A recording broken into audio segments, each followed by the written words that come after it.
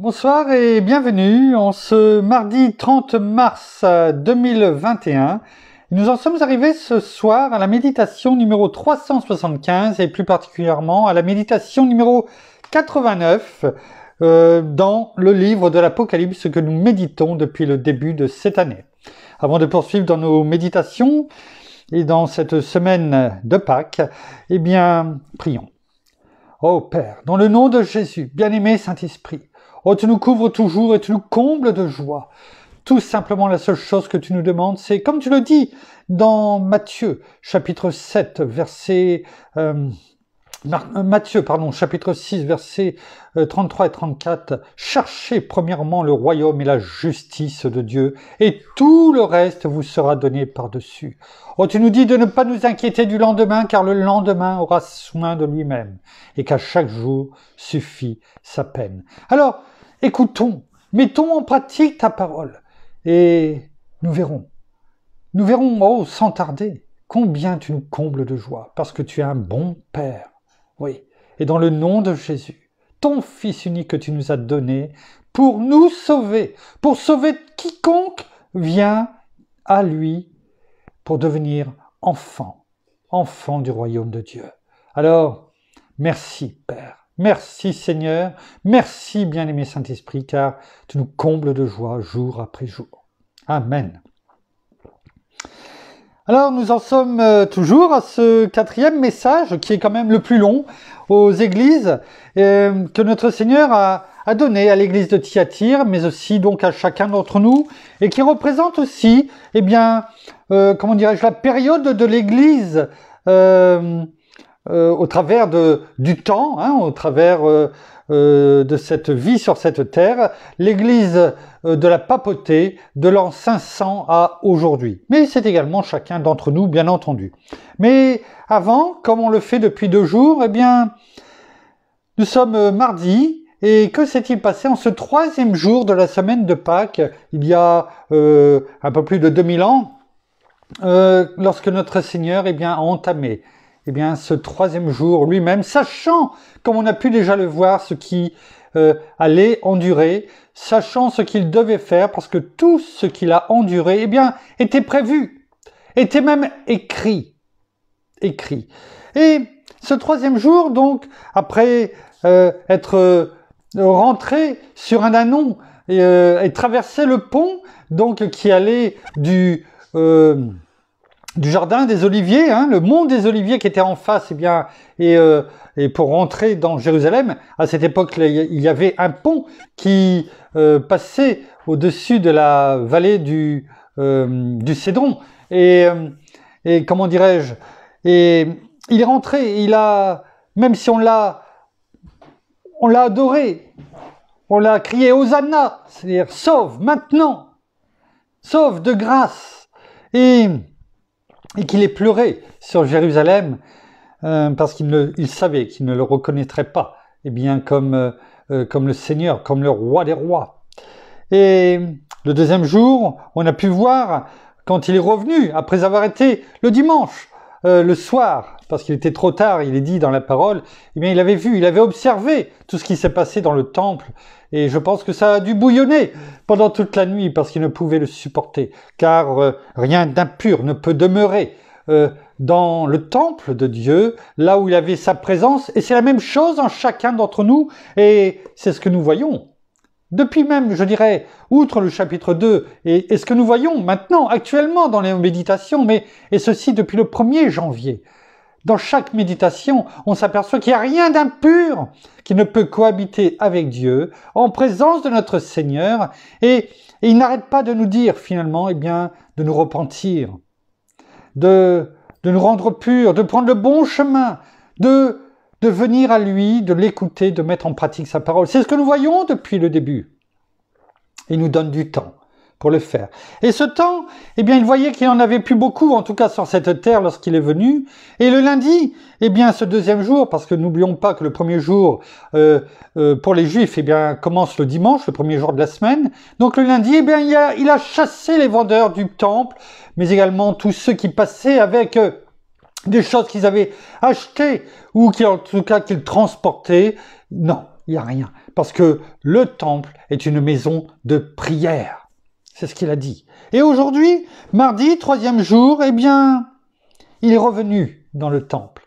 Il est revenu parce que c'était la semaine où il y avait le plus de monde à Jérusalem, et beaucoup venaient aussi au temple pour entendre, pour prier. Il enseignait au temple. Et malgré son enseignement, eh bien, et malgré tous les miracles aussi qui avaient eu lieu, avant, pendant, eh bien, les autorités religieuses, eh bien, ont continué à rejeter Jésus. Alors, oui, nous marchons jour après jour dans les pas de notre Seigneur, chaque jour de la semaine, mais en parallèle. Parce que, en parallèle, nous avons toujours son message dans l'Apocalypse et c'est toujours, finalement, eh bien, d'actualité. C'est toujours ce qu'il nous dit. Hein? Quand il dit dans chapitre 2, parce que le message à l'église de Thyatire, n'oublions pas qu'il va du verset 18 au verset 29, et juste avant de prendre ce 3e jour, eh bien, il dit, versets 21, 22 et 23, dans lesquels nous sommes, je lui ai donné du temps pour se repentir. Il le dit, bien sûr, pour cette Jézabel, pour l'église de Thyatire, en tout cas ceux qui l'ont suivi, mais également il le dit pour chacun d'entre nous. Chacun qui cloche encore d'un pied sur l'autre, qui fait des compromis encore avec le monde. Ça nous ressemble, il faut ne pas le mettre de côté, il faut pas, comme je le dis bien souvent, pointer du doigt les autres, car cela nous ressemble encore, malheureusement. Alors, même si c'est peut-être qu'un petit pourcentage, éradiquons-le complètement. Et c'est ce qu'il nous dit.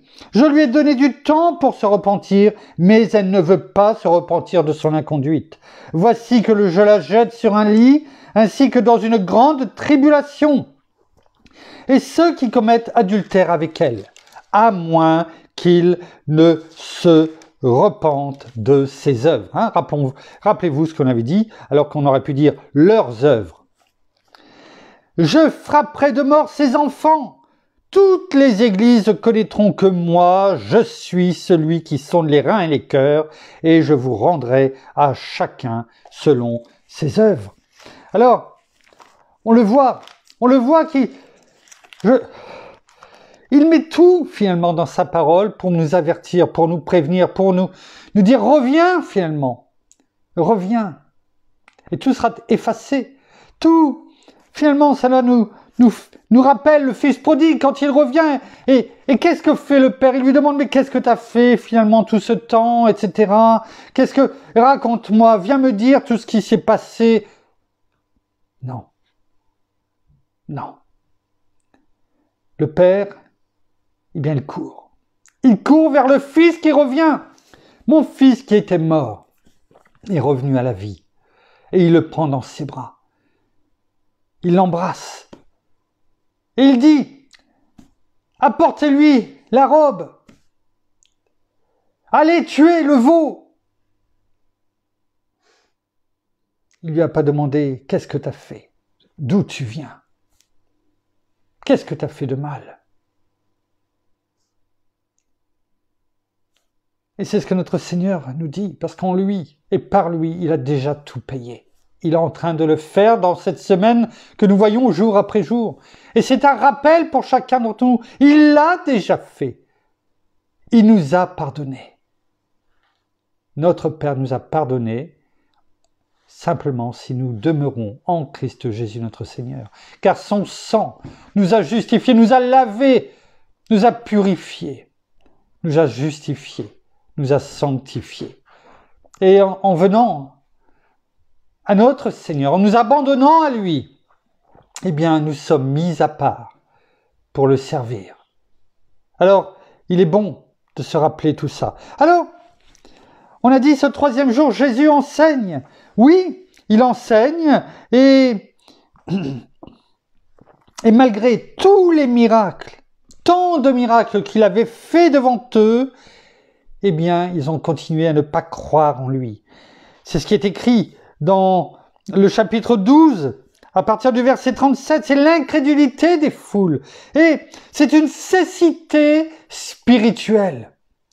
Et il érodit quoi? Le verset. Ce fameux verset du prophète Ésaïe, qui avait déjà prévu finalement quelque part, eh bien, ce qui allait se passer, notamment cette semaine. Ce que nous pouvons, eh bien, lire tout au début de ce chapitre fameux, magnifique chapitre 53 du livre d'Ésaïe.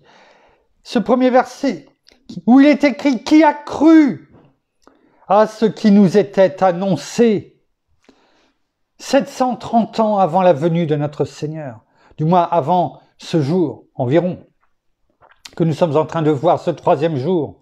Qui a cru à ce qui nous était annoncé? À qui le bras de l'Éternel s'est-il révélé? » Et c'est ce qui est écrit au verset 38. « Afin que soit accomplie la parole dite par le prophète Ésaïe, Seigneur, qui a cru à ce que nous avons fait entendre et à qui le bras du Seigneur a-t-il été révélé ?» Le Seigneur enseigne. Il enseigne les foules qui sont là devant lui. Bien sûr, il y a aussi tous ces pharisiens, tous ces religieux qui sont là et qui font penser finalement, eh bien, à cette Jézabel, qui enseigne, oui, la parole, mais pas que, qui tolère beaucoup de choses et qui, finalement, ne font pas ce que la parole, ce que notre Seigneur leur dit de faire. C'est incrédulité. Et regardez ce qui est écrit. Au verset 44 à 46, prenons juste ces deux versets-là. Notre Seigneur parle du verset 44 au verset 50. Verset 44 à 46, Jésus s'écria, il n'a pas fait que parler, il s'est écrié. On peut peut-être comprendre que comme il y avait beaucoup de monde, eh bien, il y avait beaucoup de bruit également. Et il s'écria pour que sa voix porte, elle soit au-dessus des autres, mais aussi pour attirer, pour que les gens viennent, écoutent ces derniers messages, parce qu'il n'y en aura plus beaucoup. Il s'écria, « Celui qui croit en moi, croit non pas en moi, mais en celui qui m'a envoyé. Et celui qui me contemple, contemple celui qui m'a envoyé. Moi, la lumière, je suis venu dans le monde, afin que quiconque croit en moi ne demeure pas dans les ténèbres. » Ils sont beaux ces deux versets. Ils sont beaux ces deux versets. On peut les utiliser pour les personnes comme le Seigneur l'a fait. Lorsque l'on fait de l'évangélisation, lorsque l'on parle à des personnes qui n'ont pas encore reçu le Seigneur comme Seigneur et Sauveur de leur vie. Ces deux versets sont magnifiques. Et comme on l'a dit, malgré tous les miracles en plus qui ont eu lieu, eh bien, cette cécité était là, spirituelle. Et pourtant, si on revient au verset 42, il est écrit, donc deux versets auparavant, « Cependant, même parmi les chefs, c'est-à-dire les chefs religieux, ceux qui faisaient partie du Sanhédrin, la classe, ceux qu'on regardait, parmi les chefs, même parmi les chefs, plusieurs crurent en lui. » C'est beau, c'est beau. Mais il y a la suite. Ce verset n'est pas fini. C'est simplement un point-virgule. Ce n'est pas un point où tout est fini. Ce n'est pas une virgule tout simplement, mais c'est un point-virgule. C'est-à-dire qu'il y a une hésitation. Et cette hésitation, on va la voir. Mais à cause des pharisiens, ils ne le confessaient pas, pour ne pas être exclus de la synagogue.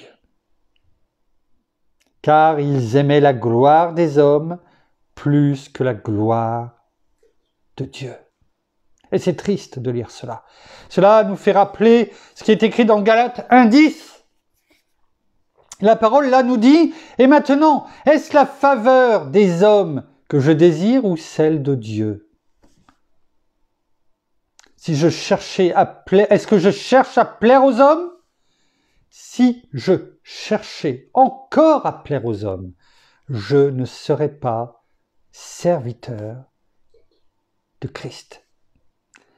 Alors, la parole est claire. Si je cherchais encore à plaire aux hommes, je ne serais pas serviteur de Christ. Donc on peut dire, ils ne sont pas serviteurs de Christ. Ils ont préféré prendre le chemin de la faveur des hommes et non pas celle de Dieu. Et c'est triste. C'est triste parce que finalement, eh bien, cela rejoint ce qui est dit dans Jean 14, verset 27, lorsque le Seigneur nous dit lui-même que votre cœur ne se trouble pas et ne s'alarme pas. Et quand on va voir en grec ce que veut dire s'alarme, on l'a déjà médité cela, eh bien ça veut dire ne sois pas lâche. Ouais. Et là, on peut voir quoi? Eh bien la lâcheté morale des dirigeants.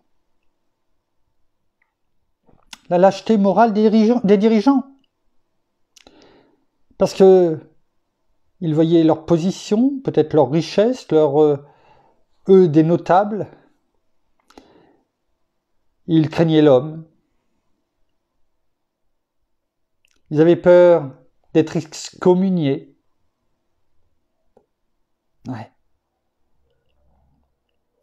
Ils voulaient plaire aux hommes, tout simplement. Et pourtant, ils croyaient. Oui, ils croyaient. Même parmi les chefs, plusieurs crurent en lui. Alors, est-ce que cela peut nous ressembler?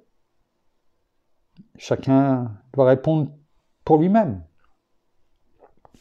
Mais lorsque la parole dans Apocalypse, chapitre 2, verset 20, qu'on a bien médité, nous dit à la fin, eh bien, enfin même, ce que j'ai contre toi, c'est que tu laisses la femme Jézabel qui se dit prophétesse enseigner et séduire mes serviteurs pour qu'ils se livrent à l'inconduite et qu'ils mangent des viandes sacrifiées aux idoles. Je ne dis pas qu'ils mangeaient des viandes sacrifiées aux idoles, je ne dis pas qu'ils étaient forcément dans l'inconduite, c'est pas ce que je dis. Mais au-delà, ils se sont laissés séduire par la vie du monde, par leur position, par l'argent, par leur notoriété. Et même s'ils ont cru en Jésus, eh bien, ils voulaient le meilleur des deux. Mais ce n'est pas possible. Est-ce que cela peut nous ressembler? Bien sûr. Cela montre que l'on peut dire « je crois ». Oui. Ça, c'est ce que l'on peut dire. Mais est-ce que c'est ce que l'on vit au quotidien?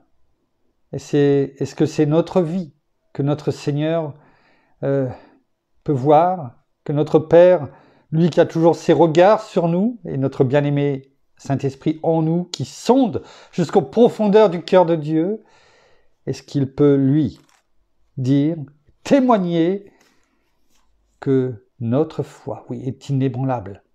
Que oui, nous pouvons dire, nous croyons de la bouche, mais aussi surtout du cœur. Ou est-ce que nous sommes comme ces notables qui disent « je crois », mais qui n'ont rien dit, qui ne l'ont pas vécu, qui ne l'ont pas mis en comment dirais-je, en pratique au quotidien, par peur de perdre. Voilà, pour nous, ça peut être des amis, la famille peut-être qui s'éloigne un peu de nous pour un temps. Notre métier. Vous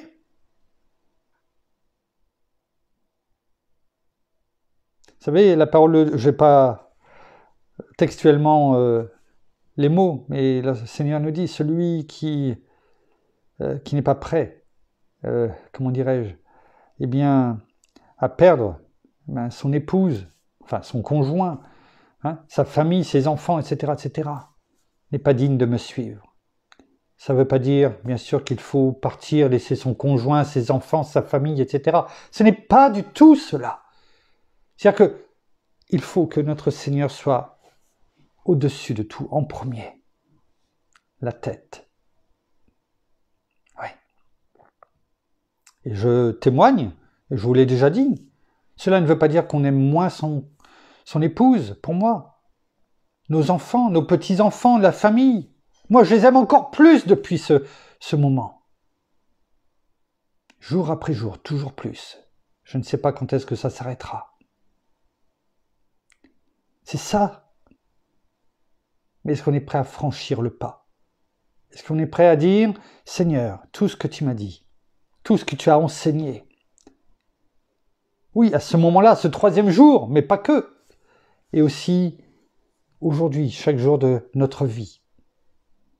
Est-ce que je suis prêt à faire ce pas et à te laisser dominer ma vie totalement? Oui, tu es le Seigneur de ma vie. Et un Seigneur, au temps féodal, et au temps de notre Seigneur, c'était être esclave. Il avait le droit de vie et de mort. Notre Seigneur, c'est la vie tout simplement. La mort au monde, aux ténèbres, et la vie tout court. En abondance et pour l'éternité. Est-ce que souvent on préfère dire il est notre sauveur? C'est tellement plus reposant pour notre âme. Mais il est le Seigneur et le Sauveur de notre vie. Il ne peut pas être que le Sauveur. Il faut qu'il soit d'abord le Seigneur de notre vie. Alors ne soyons pas comme ces pharisiens, comme ces notables, ne soyons pas simplement, ne passons pas à côté en disant « oui, j'ai cru ». Mais c'était trop dur de le suivre. Car le Seigneur le dit, « Venez à moi, vous tous qui êtes fatigués et chargés, je vous donnerai du repos. » Prenez mon joug sur vous et recevez mes instructions, c'est-à-dire mon enseignement, et vous trouverez du repos pour vos âmes. Car mon joug est aisé, mon fardeau léger. Alors, ce qu'il nous dit, c'est ce qu'il dit aussi à l'église de Thyatire, et je dirais même au-delà, à toutes les églises que nous avons vues jusque maintenant, à nous, à l'église de la papauté jusqu'à aujourd'hui. Alors, si ça doit être le cas, venons nous repentir. Ne serait-ce que chaque jour de ce qu'on aura pu peut-être encore faire, consciemment ou inconsciemment. Qu'importe. Qu'importe. Afin que notre Seigneur soit toujours là en nous, nous en lui, dans sa présence, chaque seconde de notre vie. Car lorsque nous sommes dans sa présence, cela est agréable à notre Père, qui lui-même est en nous, parce que Christ est dans le Père. Alors restons cachés en Christ Jésus notre Seigneur, et laissons notre bien-aimé Saint-Esprit nous guider dans ses enseignements, dans sa parole, de nous couvrir de son amour, de sa protection, car il est là, à chaque seconde de notre vie.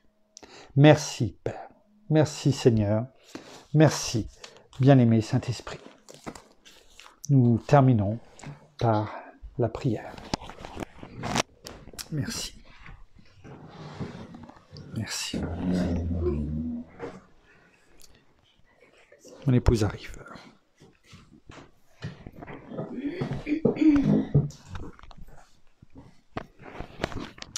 Oh, merci Seigneur encore ce soir pour la parole.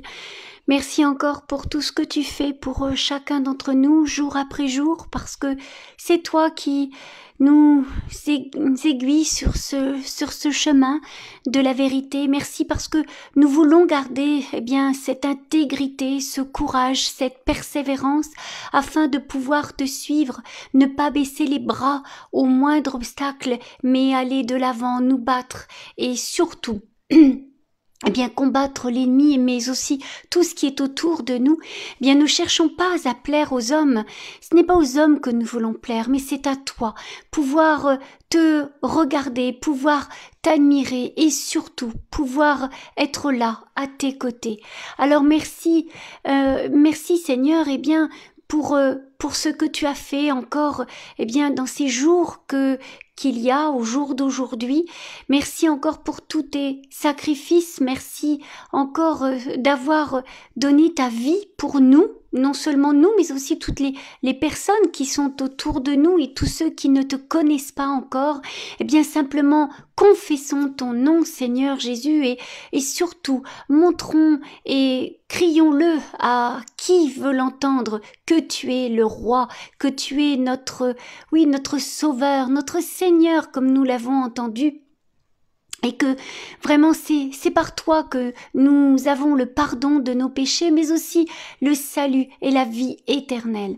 Mais surtout que nous puissions vivre, car nous ne sommes, si nous continuons de vivre dans ce monde, eh bien c'est la mort, alors que nous voulons vivre et nous sommes, eh bien nous voulons avoir cette vie éternelle. Alors pour avoir cette vie éternelle, eh bien il faut simplement s'approcher de toi, nous libérer de nos péchés et tout simplement pouvoir t'accepter comme le Seigneur et le Sauveur de sa vie, reconnaître que tu es le Christ, Seigneur Jésus, et surtout eh bien reconnaître ce que notre Père a fait pour chacun de ses enfants, parce que même si les personnes ne sont pas encore de ses enfants, ce sont ses créatures, mais aussi il attend eh bien tout simplement ce pas, que c'est à nous, puisque il a déjà fait le plus gros pas, c'est-à-dire de donner son fils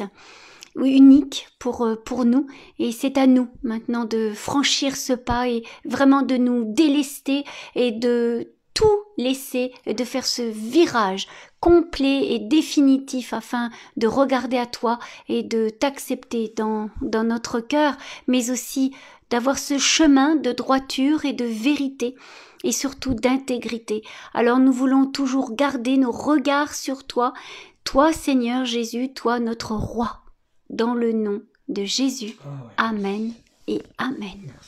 Merci.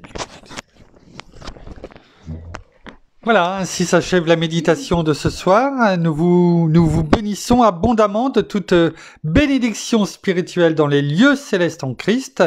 Nous saluons nos amis au Québec, au Canada, en francophonie, en France, à Paris et autour de chez nous. Et nous vous souhaitons à toutes et à tous une bonne fin d'après-midi pour certains, une bonne soirée pour d'autres, un bon appétit pour ceux qui vont passer à table, ça va être le cas pour nous, et en tout cas une très bonne nuit à toutes et à tous. Et nous vous donnons rendez-vous demain au même endroit. Et normalement, à 18h30 demain, il ne devrait pas y avoir, je ne pense pas en tout cas, on me fait signe que tout devrait être bon, donc pour 18h30 demain. Soyez bénis, à demain, au revoir.